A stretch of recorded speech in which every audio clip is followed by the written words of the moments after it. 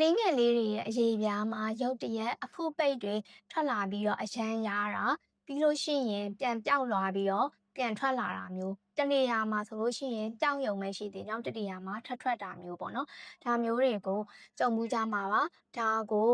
urticaria rash အင်ပြင်ထတယ်ဆိုပြီးတော့ခေါ်ဝေါ်ကြပါတယ်ဒီအင်ပြင်ကအရန်အတွေ့ရများတဲ့အရေးပြားတုတ်ပြန်မှုတစ်ခုပဲဖြစ်ပါတယ်ဒီနေ့မှာတော့ကလေးတွေမှာပေါ့နော်ဒီအင်ပြင်ထားခဲ့လို့ရှိရင်ဘယ်လိုမျိုးမြန်မြန်တက်တာအောင်လို့အိမ်မှာလုပ်ပေးလို့ရလဲပြီးလို့ရှိရင်ဘယ်လိုအခါမျိုးတွေမှာဆိုလို့ရှိရင်စိတ်ပူပြီးတော့ဆရာဝန်နဲ့ပြတဲ့တယ်လဲဆိုတဲ့အကြောင်းနဲ့ပတ်သက်ပြီးတော့ရှင်းပြပေးသွားမှာဖြစ်လို့အဆုံးထိကြည့်ရှုပေးကြပါအောင်နော်